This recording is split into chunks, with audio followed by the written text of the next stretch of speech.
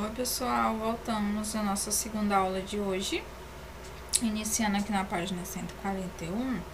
Vamos continuar aqui falando um pouquinho sobre o autor, né? Aí o Luiz da Câmara Cascudo, que foi quem escreveu lá o conto, né? No caso aí,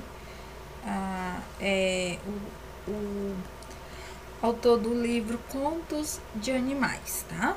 Então, ele nasceu em 1898 em Natal, Rio Grande do Norte, e morreu em 1986, nessa mesma cidade onde ele nasceu, tá? É considerado um dos mais respeitosos pesquisadores do folclore do Brasil, e ao longo da sua trajetória, ele recolheu e registrou muitas histórias e cantigas da cultura popular brasileira, tá?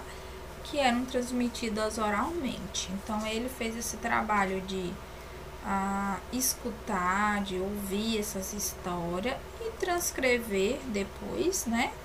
E montar aí um livro onde estariam aí todos esses contos, né? Que ele conseguiu aí fazer essa pesquisa, tá? A gente vai interpretar um pouquinho do texto que a gente leu agora há pouco, O Sapo com Medo d'Água. Então, a história começa com a frase aí, o sapo é esperto, né? Qual foi a esperteza do sapo? O sapo é esperto. Qual foi a esperteza do sapo aí, né, nesse texto? O que você acha, né? O que o sapo conseguiu fazer com os meninos no final da história, né? Segunda questão é para vocês lerem a história e pintar lá no texto, de amarelo, quais são as falas dos meninos, e de verde as falas do sapo, tá? Então, vocês vão perceber lá que está marcado no textinho, tem M, a Tia Inês na aula passada mostrou já, tem a letrinha M, ó, né? Aqui nós temos o M de meninos e o S de sapo. Então, é a fala dos meninos, do sapo, dos meninos e do sapo, tá? Então, aqui vocês vão fazer lá no texto, dentro lá no livro, tá? No livro de vocês, lá no textinho. Terceira questão diz assim: os trechos que não foram pintados pertencem à fala aí do narrador, né? Os que não foram pintados, que ficaram para trás. Vocês só vão pintar aí na segunda questão. De amarelo a fala dos meninos e de verde a fala do sapo. Os trechos que não foram pintados vão pertencer ao narrador, né? Quem está contando a história. Então, vocês vão pintar aqui os quadrinhos das frases abaixo que pertencem ao narrador. Quem falou, vamos para a lagoa? Foi os meninos, né? Perdão, não mata, pedra não mata sapo. Foi o sapo que disse, né? Agora, quem foi que disse? Uma vez o homem agarrou o sapo e levou-o para os filhos. Foi o narrador, né? Como haviam de fazer? Também foi o narrador. O sapo mergulhou, veio em cima d'água gritando. Então, aqui o narrador está contando o que o sapo fez. Aí, o sapo ficou triste e começou a pedir com voz de choro. Aqui também o narrador falando. Quem são os personagens dessa história, desse conto popular aí, O Sapo com Medo d'Água?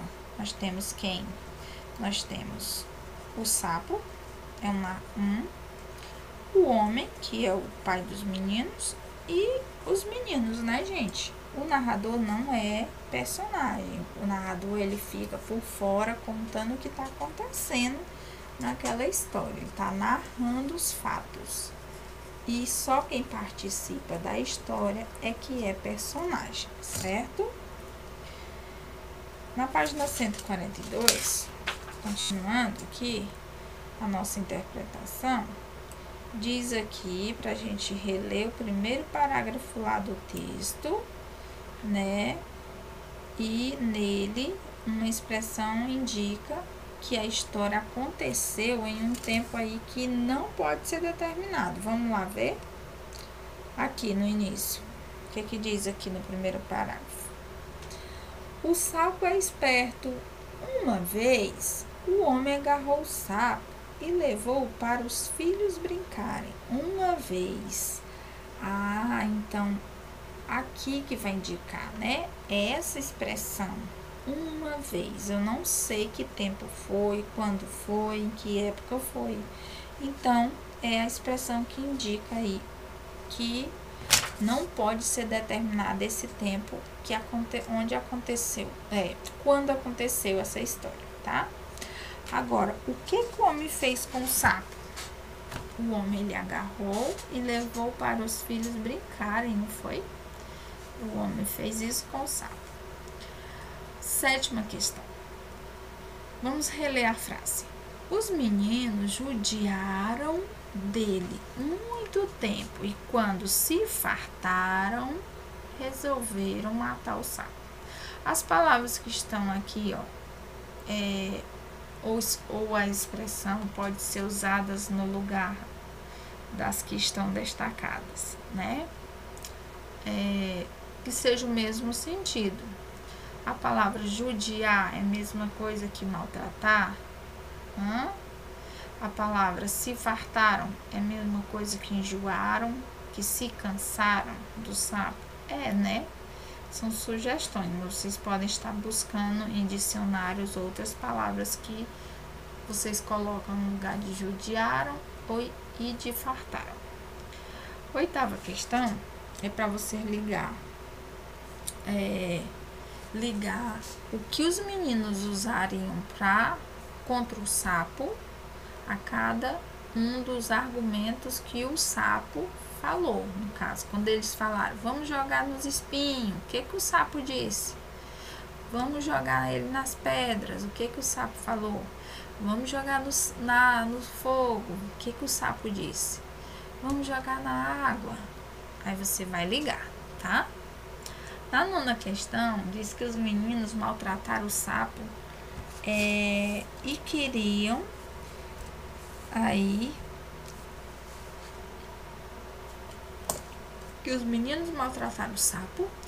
usar contra ele aquilo que mais prejudicasse o animal.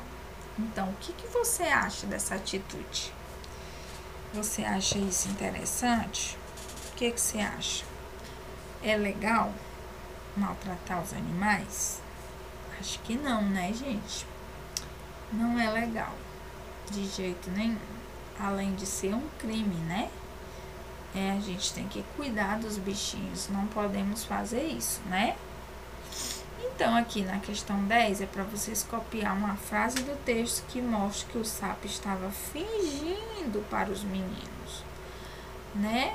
Quando diz aí, aí o sapo ficou triste e começou a pedir com voz de choro. Então, o sapo, ele se fez de coitado, se fez de triste, porque os meninos iam jogar ele dentro da água, né?